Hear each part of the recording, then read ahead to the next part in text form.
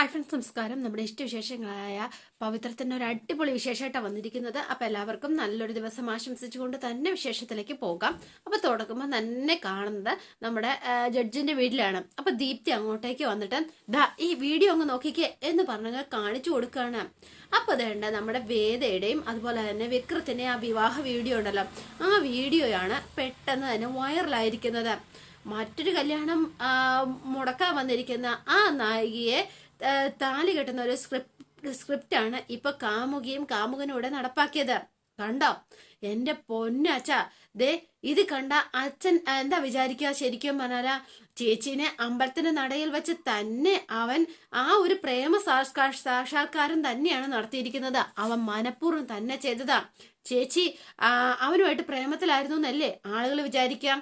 ഇതെല്ലാം ഒരു പ്ലാനിങ്ങിന്റെ ഭാഗമാണെന്ന് തന്നെയാ തോന്നുന്നത്. ഇത് കണ്ടിട്ട് എനിക്ക് പേടിയാവുക എന്ന് പറഞ്ഞുകൊണ്ട് പത്മ നിന്ന് കരയാണ്. എന്നിട്ട് നേരെ അച്ഛൻ്റെ അടുത്തേക്ക് ചെന്നിട്ട് ശങ്കരനാരായണനോട് നമ്മുടെ മോളെ എങ്ങനെയെങ്കിലും രക്ഷിക്കണം, അതെ എനിക്ക് അവളെ ഉപേക്ഷിച്ച് കളയാൻ പറ്റില്ല, അതുകൊണ്ടാണ് ഞാൻ ഈ പറയണത്. ശ്രീകാന്തേ എന്ന് വിളിച്ചു. എടാ, അവനെ അറസ്റ്റ് ചെയ്ത ആ ഇൻസ്പെക്ടറെ, അയാളെ എനിക്കൊന്ന് കാണണം. ശരി അച്ഛാ എന്ന് ശ്രീകാന്ത് പറഞ്ഞു. അപ്പൊ ഇനി വീണ്ടും അവനിട്ട് കുരുക്കാൻ തന്നെയാണ് കേട്ടോ പ്ലാൻ. അപ്പൊ വേണ്ട വേദ നല്ല ഫുഡൊക്കെ ഉണ്ടാക്കി, പുലാവാണ് ഉണ്ടാക്കിയിരിക്കുന്നത്. ഭയങ്കര പുലാവാണ്, ഭയങ്കര സെറ്റപ്പാണെന്നൊക്കെയാണ് ആള് തള്ളി മറിച്ച് വിട്ടിരിക്കുന്നത് കേട്ടോ. അപ്പൊ അതനുസരിച്ച് ഫുഡൊക്കെ എടുത്തിട്ട് നേരെ അകത്തേക്ക് ചെല്ലുകയാണ്. അപ്പം അമ്മയും ശ്രീജയും നന്ദിനി അവിടെ ഇരിപ്പുണ്ട്. ഞാൻ ഭക്ഷണം കഴിക്കാൻ പോവാണേ. അതെ, കണ്ടാൽ അറിയാം, ഇനി കൂകി വിളിക്കണ്ട എന്ന് പറഞ്ഞു. അപ്പൊ നന്ദിനി പറഞ്ഞപ്പോഴത്തേനും, അല്ല ഞാനേ കഴിക്കാത്തത് കൊണ്ട് ഇനി ഈ വീട്ടിലാരും ഉപവാസം ഇരിക്കണ്ട, അതുകൊണ്ടാ കൂകി വിളിച്ചത് എന്ന് പറഞ്ഞു. അപ്പൊ അമ്മയെ ഉദ്ദേശിച്ചാണ്. അമ്മ ഒന്ന് ചിരിച്ചു. അപ്പൊ വേദയ്ക്ക് സന്തോഷമായി. വേദ അവിടെ ഇരുന്ന് ഫുഡ് കഴിക്കാൻ പോവാണ്. അപ്പൊ വേഗം തന്നെ അമ്മയൊന്ന് നോക്കി. അപ്പൊ നമ്മുടെ ശ്രീജ ചോദിക്കാണ്, ഇനി അമ്മയ്ക്ക് ഫുഡ് കഴിക്കാലോ അല്ലേ, ഞാൻ എടുക്കട്ടെ? ശരി. അപ്പൊ തലയാട്ടി. അപ്പൊ വേഗം തന്നെ ചെന്ന് ശ്രീജ ഭക്ഷണം എടുത്തുകൊണ്ട് അങ്ങോട്ടേക്ക് വരികയാണ് കേട്ടോ. അപ്പൊ വേദ ഇങ്ങനെ നോക്കിയിരിക്കുന്നു. അമ്മയ്ക്ക് കൊണ്ട് കൊടുത്തു. എന്നിട്ട് അല്ല എന്താ അമ്മേ, വെള്ളം വേണോ എന്ന് ചോദിച്ചു. വേണ്ട, വെള്ളമല്ലേ ഇരിക്കുന്നത്. അമ്മേ ദാ അമ്മ കഴിക്കുക എന്ന് പറഞ്ഞുകൊണ്ട് ഫുഡൊക്കെ എടുത്തുകൊണ്ട് കൊടുത്തപ്പോഴത്തേനും ആള് നേരെ ശ്രീജയുടെ കണ്ണ് മൊത്തം അവളുടെ പാത്രത്തിലേക്കാണ് കേട്ടോ. എന്നിട്ട് ഇവളെ ഇങ്ങനെ നോക്കും, അമ്മയെ നോക്കും, അവളെ നോക്കും, അമ്മയെ നോക്കും, ഇങ്ങനെ തന്നെ നിൽക്കുകയാണ് നന്ദിനി. അപ്പൊ നന്ദിനിയുടെ നെപ്പ് കണ്ടാല് ശരിക്കും പറഞ്ഞാൽ എന്താ പറയാ, ഒരു എതിരാളി ഇങ്ങനെ പോരാളിയായിട്ട് നിൽക്കുന്നു എന്ന് പറഞ്ഞാൽ പോരെ. അപ്പൊ വേഗം തന്നെ വേദ ഒരു വായിലേക്ക് വെച്ചു. എൻ്റെ അമ്മോ, തിന്നാനും പറ്റില്ല ഇറക്കാതിരിക്കാനും പറ്റില്ലാത്തൊരവസ്ഥയിലേക്ക് വേദ എത്തുകയാണ്. കാരണം മുളക് പൊടി വാരി തട്ടിയിട്ടുണ്ട്. ആൾക്കൊന്നും അറിയില്ലല്ലോ. എന്തു പറ്റി? വെജിറ്റബിൾ പുലാവ് വായി വെക്കാൻ കഴിയുന്നില്ലേ എന്ന് ചോദിച്ചു നന്ദിനി. നിന്റെ കണ്ണെന്തായി തുറച്ചു വരുന്നത്?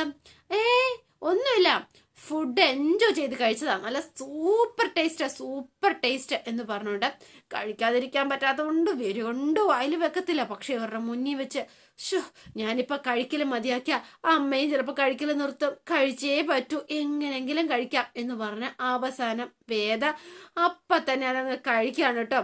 ഇതിങ്ങനെ നന്ദിനി നോക്കുന്നുണ്ട് ഇവളുടെ എക്സ്പ്രഷനൊക്കെ. പക്ഷേ ഇങ്ങനെ ഒന്നും മനസ്സിലാവണില്ല. ഈ പാത്രം കഴുകാനായിട്ട് ഓടി പുറത്തേക്ക് പോവാണ്. എന്നിട്ട് വായിക്കാത്ത വെള്ളം കൊള്ളുന്നു. ഓന്ന് വെക്കുമ്പോഴത്തേനും നന്ദിനി ഓടി അങ്ങോട്ടേക്ക് എത്തി കേട്ടോ. ഓടി എത്തിയപ്പോൾ നന്ദിനിയെ കണ്ടപ്പോഴത്തേനും വേഗം വേദ എന്താ പറയാ, ആ ഒരു റൂട്ടങ്ങ് മാറ്റി. എന്നിട്ട് മുഖമൊക്കെ ചിരിച്ചപടിയാക്കിയിട്ട്, ഓഹോ എന്താ, വാട്ട് എ ഗ്രേറ്റ് ഫുലാബ്, ദിസ് ഈസ് ദ റിയൽ ഫുലാബ്, ഗ്രേറ്റ്, ഫാന്റാസ്റ്റിക്, അടിപൊളി. 2 ദിവസം കഴിച്ചില്ലെങ്കിൽ എന്താ, ഇത്രയും നല്ല ഭക്ഷണം എനിക്ക് കഴിക്കാൻ സാധിച്ചല്ലോ, സന്തോഷമുണ്ട് എനിക്ക് എന്ന് പറഞ്ഞു. അപ്പൊ ഇത് കേട്ടിട്ട് നമ്മുടെ നന്ദിനിക്ക് ഒരു സമാധാനം ഇല്ല കേട്ടോ. പുലാവെന്നൊക്കെ കേട്ടപ്പോ തന്നെ ആളുടെ കൺട്രോൾ പോയി എന്ന് പറഞ്ഞാൽ മതിയല്ലോ. വേദയാണെങ്കിൽ വായി വെള്ളം കൊള്ളുന്നു തുപ്പുന്നു, വായി വെള്ളം കൊള്ളുന്നു തുപ്പുന്നു, ഇങ്ങനെ നിൽക്കണം. അപ്പൊ നന്ദിനി ഓടി ചെന്നിട്ട് അടുക്കളയിലേക്ക് ചെല്ലുകയാണ്. അടുക്കളയിൽ ചെന്നിട്ട് കുക്കറൊന്ന് തുറന്നു നോക്കി. അവളുണ്ടാക്കിയ ഇത്ര നല്ല പുലാവ് ഉണ്ടാക്കിയിട്ട് അവൾ അങ്ങനെ ഒറ്റയ്ക്ക് ചെന്ന് രസിക്കണ്ട. എനിക്കും പുലാവ് തിന്നാലേ വയലിലോട്ട് തന്നെ പോവും. ആഹാ, അത്രയ്ക്കായോ? എന്നാ പിന്നെ കാണിച്ചു തരാം, കാണാൻ നല്ല ഭംഗിയൊക്കെ ഉണ്ട്, എന്നാ പിന്നെ കഴിച്ചു നോക്കാം. ഇവളിവിടെ സ്ഥിരം താമസിക്കുകയാണെങ്കിൽ അപ്പൊ അതൊക്കെ അടുക്കളപ്പണി അവളുടെ തലയിൽ ചാരി കൊടുക്കാം. അല്ലെങ്കിൽ ഒരു വേലക്കാരിയുടെ റോൾ ഇവിടെ ഉണ്ട്. അപ്പൊ നന്ദിനി എന്ത് ചെയ്യുന്ന വെച്ചിട്ടുണ്ടെങ്കിൽ വേഗം തന്നെ ശ്രീജ വരുന്നുണ്ടോ എന്നൊക്കെ ഒന്ന് നോക്കി. എന്നിട്ട് ആള് പാത്രത്തിലേക്ക് വേഗം വാരി അങ്ങോട്ട് തട്ടി. എന്നിട്ട് പെട്ടെന്ന് ആക്രാന്തം പിടിച്ച് ഒരു 3-4 വാരി വായിലേക്ക് വെച്ചു. എന്ത് മണം എന്നൊക്കെ പറഞ്ഞാണ് തിന്നണത്. പക്ഷെ വായിലേക്ക് വച്ചിട്ട് ഒരു വായ ഇറക്കിയപ്പോഴാ മനസ്സിലായത് ഒരു കാരണം ഒരു രക്ഷയില്ല. അയ്യോ എന്ന് നിലവിളിച്ച് വെള്ളം കോരി കുടിക്കാണ്. അപ്പൊ ശ്രീജ അങ്ങോട്ടേക്ക് വന്നു. എന്താ നന്ദിനി, എന്താ പറ്റിയേ? എന്റെ ചേച്ചി ഒരു കൊട മുളക ചേച്ചി അതിനകത്ത് തട്ടിയിരിക്കുന്നത്. അയ്യോ എനിക്ക് വയ്യേ എന്ന് പറഞ്ഞോണ്ട് നന്ദിനി ഓടുവാണ്. എടീ വരുന്ന വഴിക്ക് വേദയും വിളിച്ചു. എന്നിട്ട് നിൽക്കാൻ പറ്റണില്ല, ആള് വെപ്രാളം കൊണ്ട് ഓടുകയാണ് കേട്ടോ. അപ്പൊ വേദം ഒന്ന് ചിരിച്ചോണ്ടാണ് അങ്ങോട്ടേക്ക് വന്നത്. അപ്പൊ ശ്രീജയ്ക്ക് കാര്യം മനസ്സിലായി.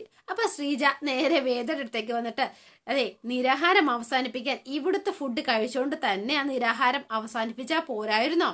ഇത്രയും വലിയ റിസ്ക് എടുക്കേണ്ട വല്ല കാര്യം ഉണ്ടായിരുന്നോ? എന്തിനായിരുന്നു ഈ സാഹസം എന്ന് ചോദിച്ചു. അപ്പൊ കുറച്ചു നേരം ഒന്ന് നിന്നു ആള്. പെട്ടെന്ന് അച്ഛൻ പറഞ്ഞ കാര്യം ഓർമ്മ വന്നു കേട്ടോ. 2 നേരം ഭക്ഷണം കഴിക്കാനും തല ചായ്ക്കാനും മാത്രമായിട്ട് വാടകയില്ലാത്ത ഒരു അതിഥി വീട്ടിൽ വന്നു. അത്ര മാത്രമേ ഈ വീട്ടുകാർക്ക് ഈ ഇവളുമായിട്ട് ബന്ധമുണ്ടാവൂ. ഇത് എൻ്റെ ഉറപ്പാണ്, അല്ലെങ്കിൽ ഞാൻ പറയുന്ന വാക്കാണ് എന്നൊക്കെ പറഞ്ഞു. അപ്പൊ അത് ഓർത്ത് വെച്ചിട്ട് വേദ ഇങ്ങനെ ശ്രീജയോട് പറയാണ്, വാടക തരാനില്ലാത്ത ഒരു അതിഥിയെ മാത്രമല്ലേ ശ്രീ ചേച്ചി ഞാൻ ഇപ്പോഴും, അത് ആ ഒരു സ്റ്റാറ്റസ് ഒന്ന് മാറട്ടെ എന്നിട്ടാവാം എന്ന് പറഞ്ഞിട്ട് ആള് സങ്കടപ്പെട്ട അകത്തേക്ക് പോയി കേട്ടോ. അപ്പൊ ശ്രീജയ്ക്ക് വിഷമായി ആ പറച്ചിലൊക്കെ കേട്ടപ്പോ. കാണുന്നത് നമ്മുടെ വിക്രമിനെയാണ്. അപ്പൊ വിക്രമിനും എന്താ പറയാ നമ്മുടെ രാജേട്ടന്റെ ആ ഒരു വർക്ക്ഷോപ്പിലാണ് കേട്ടോ. കൂടെ നമ്മുടെ അനിയും കൂട്ടനും ജോസഫും ഒക്കെ ഉണ്ട്. അപ്പൊ ഒരുത്തനെ മരത്തിൽ കെട്ടിയിട്ട് ഇവര് തല്ലാണ്. എടാ മതിയടാ, എന്തിനാ തല്ലുന്നത്? അവര് തല്ല് ചത്തുപോടാ എന്ന് പറഞ്ഞു. അപ്പൊ വേഗം രാജേട്ടനോട് പറയാണ്, രാജേട്ടാ ഞാൻ ചത്തുപോകുന്നതുകൊണ്ടാണ് അനിയും കൂട്ടനെയും ജോസഫിനെയും കൊണ്ട് ഞാൻ തല്ലിക്കുന്നത് എന്ന് പറഞ്ഞു. അപ്പൊ അവന്മാരാണ് ഊടുപാടി ഇവനെ തല്ലുന്നത്. എടാ എന്തിനാടാ ശരിക്കും പറഞ്ഞാൽ നീ തല്ലുകൊള്ളുന്നത്? എവിടുന്നാണ് നിനക്ക് ആ വീഡിയോ കിട്ടിയത്? സത്യം പറയടാ എന്ന് ചോദിച്ചുകൊണ്ടാണ് അടി. ഓ അതെന്റെ ഫ്രണ്ടിനെ തന്നതാ. അപ്പൊ നീ അത് കിട്ടിയ ഉടനെ തന്നെ അത് നീ അപ്ലോഡ് ചെയ്തു അല്ലേ? ആഹാ നീ അത്രയ്ക്കായി അല്ലേടാ? എന്തിനാടാ നീ അങ്ങനെ ചെയ്തതാ? എന്റെ പൊന്ന് സാറേ, വേണ്ട സാറേ, സത്യം പറയാം സാറേ.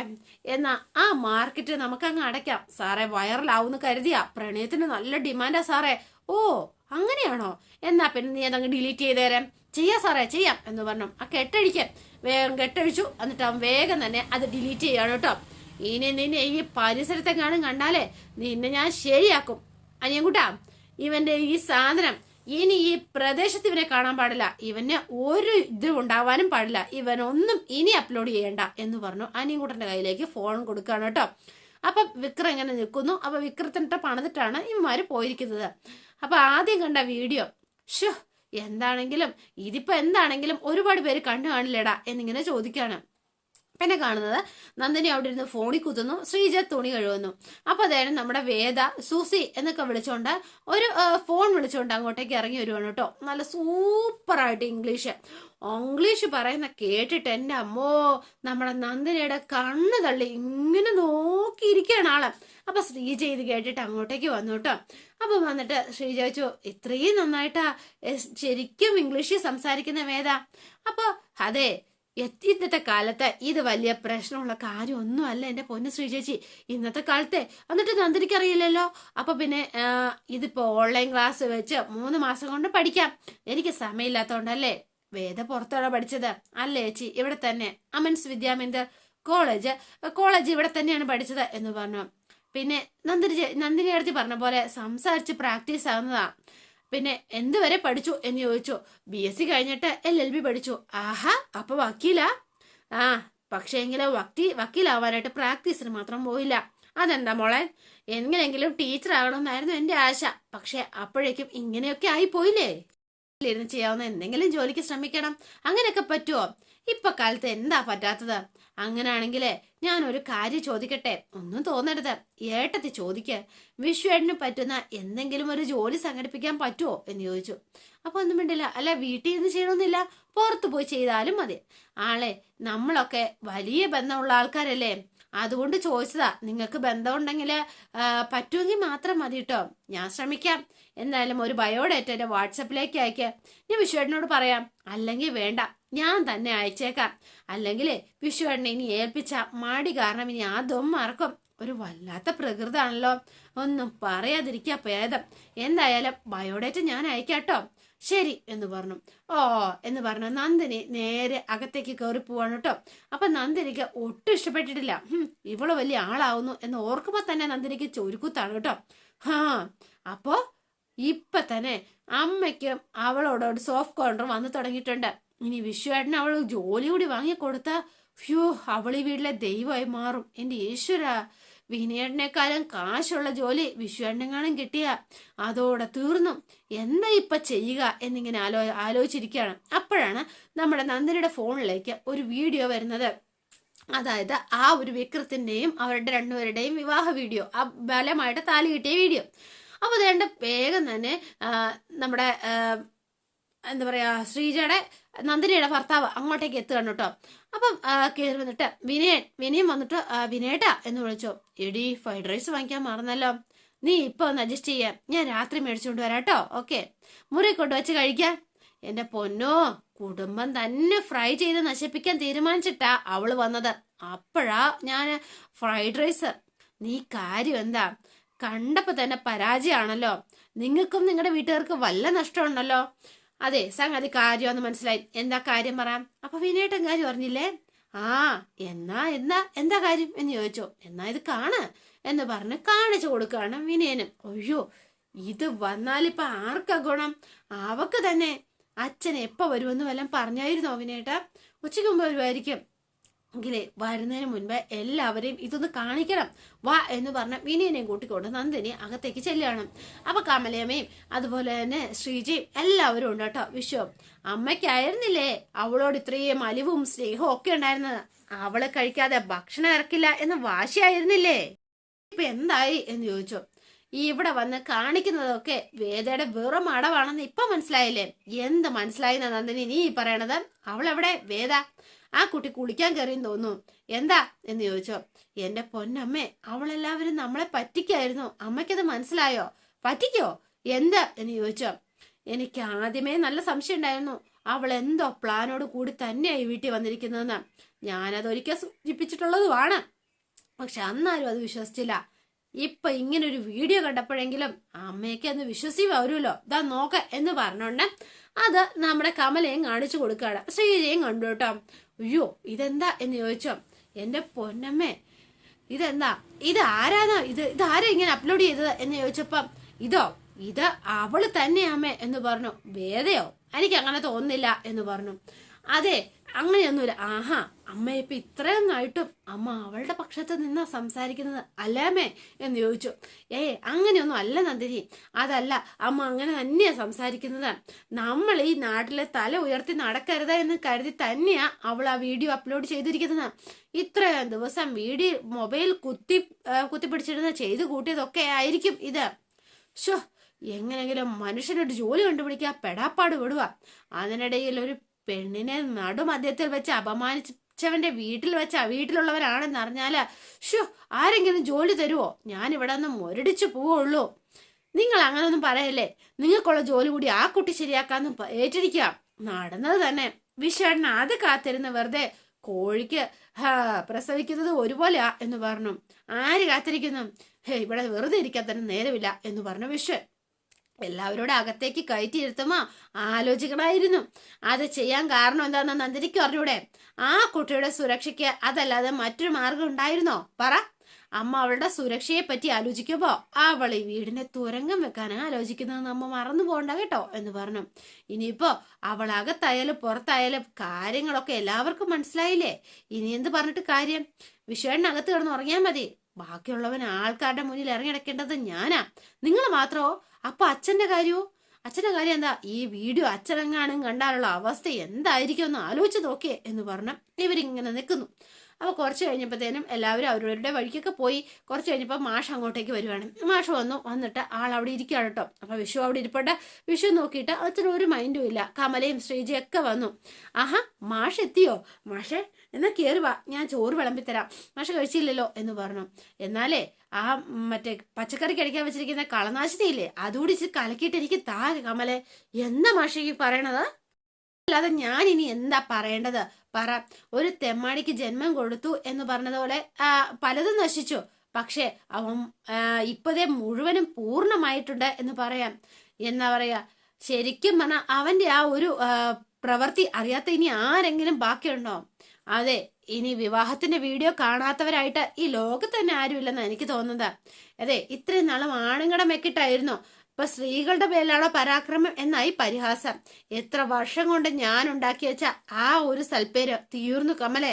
എന്താ, ശത്രുക്കൾക്ക് പോലും എന്റെ ഗതി വരരുതെന്ന് പ്രാർത്ഥന മാത്രമേ എനിക്കുള്ളൂ എന്ന് പറഞ്ഞ് മാഷ് അകത്തേക്ക് കയറി പോവാണ് കേട്ടോ. അപ്പോഴാണ് വേദ ഇതും കേട്ടോ വരുന്നത്. എന്താ അമ്മേ, എന്താ പറ്റിയത്, ഇപ്പൊ എന്താ സംഭവിച്ചത് എന്ന് ചോദിച്ചു വേദ. ആഹാ, അത് ശരി, ചെയ്യാനുള്ളതെല്ലാം ചെയ്തു വെച്ചിട്ട് ഇപ്പൊ ഇങ്ങനെയാണ് സംസാരിക്കുന്നത്. നന്ദിനി ഇങ്ങനെ വന്നു. അതെ ഏട്ടനെ, കുറച്ച് സെൻസിബിൾ ആയിട്ട് സംസാരിക്കൂ. ഞാൻ എന്ത് ചെയ്തെന്നാ? ഞങ്ങളുടെ സമാധാനവും സന്തോഷവും നശിപ്പിച്ചതും പോരാ, ഉപദേശിച്ചതും കൂടെ വരുവാണോ നീ? മാഷിനെ ഞാൻ ഇങ്ങനെ വിഷമിച്ച് ഒരിക്കലും കണ്ടിട്ടില്ല. പുറത്താരെങ്കിലും അങ്ങനെ പരിഹസിച്ച് കാണുമായിരിക്കും. അതെ, കുറച്ചൊക്കെ ആണെങ്കിൽ അച്ഛൻ സഹിച്ചേനെ, പക്ഷെ എന്താ ഉണ്ടായെന്നൊന്ന് പറ എന്ന് പറഞ്ഞു വേദ. ശ്രീജേടത്തി, എന്താ സംഭവിച്ചത്? ഞാൻ പറയാം എന്ന് പറഞ്ഞു നന്ദിനി. മറ്റൊന്നുമല്ല, ദാ നീ ഇതൊന്ന് നോക്ക് എന്ന് പറഞ്ഞ ആ വീഡിയോ നമ്മുടെ വേദയെ കാണിച്ചു കൊടുക്കുകയാണ് കേട്ടോ. നിനക്ക് ഇപ്പൊ സന്തോഷായോ? ഈ വീഡിയോ ആരാ ഇത് അപ്ലോഡ് ചെയ്തത് എന്ന് ചോദിച്ചു. നീ തന്നെ, അല്ലാതെ പിന്നെ ആരാ ചെയ്യാനായിട്ട്? വിക്രം ചെയ്ത തെറ്റിന് പോലീസ് പിടിപ്പിച്ചതാണല്ലോ നിന്റെ അച്ഛൻ. അപ്പൊ പിന്നെ നിനക്കത് പോരാ, അവനെ ഇറക്കി ഇങ്ങോട്ട് കൊണ്ടുവന്ന അവനെ ഭാര്യയായിട്ട് ഇങ്ങോട്ട് വന്ന് കയറി ഈ കുടുംബത്തെ മുഴുവൻ നാണം കിടത്തതായിരുന്നു. അതിനു വേണ്ടിട്ടല്ലേ നീ ഇതൊക്കെ ചെയ്തത്? നന്ദിനി എടുത്തി എന്തൊക്കെയാ പറയണത്? നീ രാവിലെ ഇംഗ്ലീഷ് പറയാതെ സംസാരിക്കുമ്പോഴേ എനിക്ക് സംശയം ഉണ്ടായിരുന്നു ഈ വീഡിയോ യൂട്യൂബിലിടാനല്ലേടി നീ പറഞ്ഞത്. നന്ദിനി വിവരമില്ല എന്ന് വെച്ച് എന്തെങ്കിലും വിഡിത്തരം വിളിച്ചു പറയരുത്. ഞാൻ എന്റെ സുഹൃത്തിനോടാ സംസാരിച്ചത്. ആർക്കാടി വിവരമില്ലാത്തത്? ആരാ വിഡിത്തം വിളമ്പുന്നത്? ഇത്രയും ചെയ്ത് വെച്ചതും പോരാ, എന്നെ വിവരദോഷി എന്ന് വിളിക്കുന്നോ? ഞാൻ വിളിച്ചിട്ടില്ല, വിഡിത്തം പറയരുത് എന്ന് മാത്രമേ ഞാൻ പറഞ്ഞിട്ടുള്ളൂ എന്ന് പറഞ്ഞു. ഇത് നടന്നത് നീ അറിഞ്ഞിട്ടില്ല എന്ന് തീർച്ചയാണോ? അമ്മേ, ഞാൻ അതെ അമ്മേ എന്ന് പറഞ്ഞു. നിർത്ത്, വേണ്ട, ഇനി നീ കൂടുതൽ അഭിനയിക്കൊന്നും വേണ്ട. സോഷ്യൽ മീഡിയയിൽ വൈറലാവാൻ വേണ്ടിയിട്ട് നീ നിന്റെ സുഹൃത്തിനെ കൊണ്ട് ചെയ്യിച്ചത് തന്നെയല്ലേടി ഇത് എന്ന് ചോദിച്ചു. അപ്പോഴും മിണ്ടാതെ നിന്ന് കുറച്ചു നേരം. എനിക്ക് ഈ വിഷയത്തിൽ യാതൊരു അറിവുമില്ല, പിന്നെ ഇത് ചെയ്തിട്ടിപ്പോ എനിക്കെന്ത് കിട്ടാനാ? ഞാൻ പറയാം എന്ന് പറഞ്ഞ വിവേകം. അതെ, ഈ കുടുംബത്തെ നാണം കെടുത്താനായിട്ട് മനഃപൂർവ്വം തന്നെ നീ ചെയ്തതാ എന്ന് പറഞ്ഞു. അപ്പൊ വേദ ഇങ്ങനെ ഷോക്കായിട്ട് ഇങ്ങനെ നിൽക്കുകയാണ് കേട്ടോ. അപ്പൊ അതോടെയാണ് ഇന്നത്തെ വിശേഷം അവസാനിക്കുന്നത്. ഇനി നാളത്തെ വിശേഷം ഇതിലും ഗംഭീരമാണ്. അപ്പൊ എല്ലാവരും ഇഷ്ടപ്പെട്ടുവെങ്കിൽ ലൈക്ക് ചെയ്യുക, ഷെയർ ചെയ്യുക, തൊട്ടടുത്ത് ആ ബെൽ ബട്ടൺ കൂടെ ഒന്ന് ഞെക്കുകയാണെങ്കിൽ ഞാൻ ഇടുമ്പോൾ തന്നെ നോട്ടിഫിക്കേഷൻ ലഭിക്കുന്നതായിരിക്കും. പുതുപുത്തൻ വിശേഷമായിട്ട് എത്താം. Bye and see you again.